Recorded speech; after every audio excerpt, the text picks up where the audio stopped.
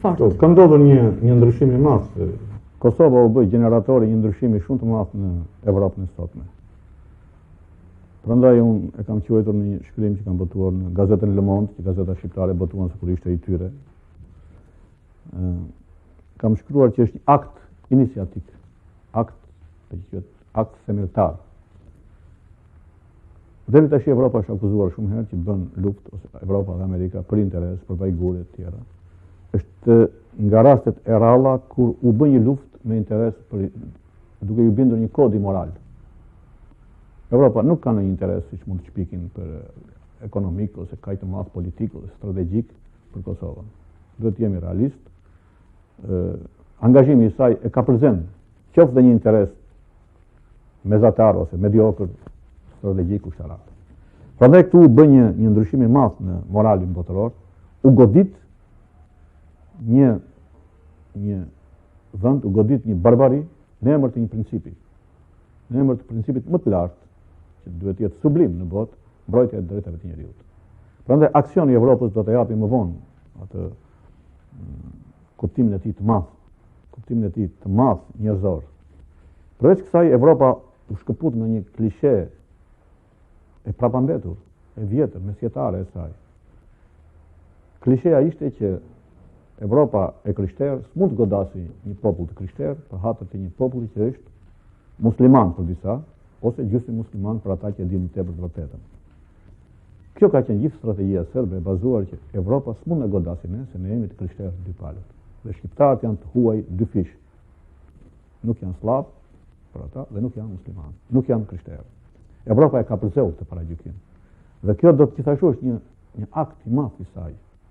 Ajo goditin me ashpërsi më të madhe ata që kishin të njëjtin fen me të. Sepse në fundi çfarë po ndodh në botë? Evropa shmangi një krim të rëndë nga ndërgjegjja e saj, Evropa dhe Amerika bashkë. Krimi do të ishte që në luftën e dytë botërore u godit një popull jo i krishterë, nga të krishterët, dhe tash po përsëritet e njëjta tragjedi. Ky akt i madh i Evropës, ky tashti po lot një rol të madh në botën muslimane.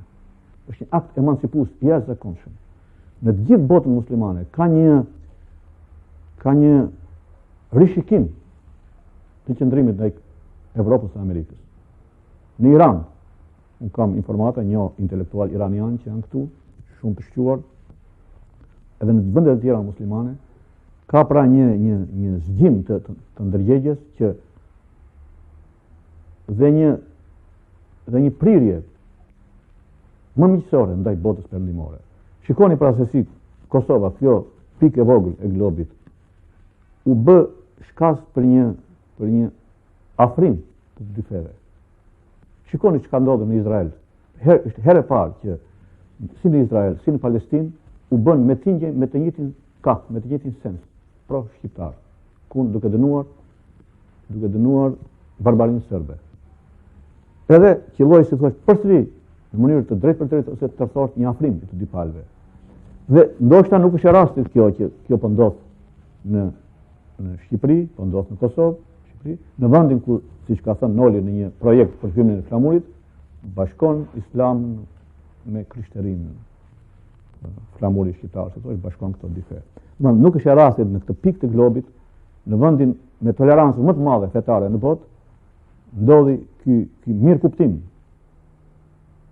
Të gjitha këto do ndihen natyrisht më vonë, të gjitha do të japin përfundim më vonë. Ne tashti për tani jemi të shqetësuar, jemi të mërzitur, jemi të alarmuar për fatin natyrisht të popullit shqiptar dhe natyrisht nuk është koha të zgjatemi shumë në biseda të tilla.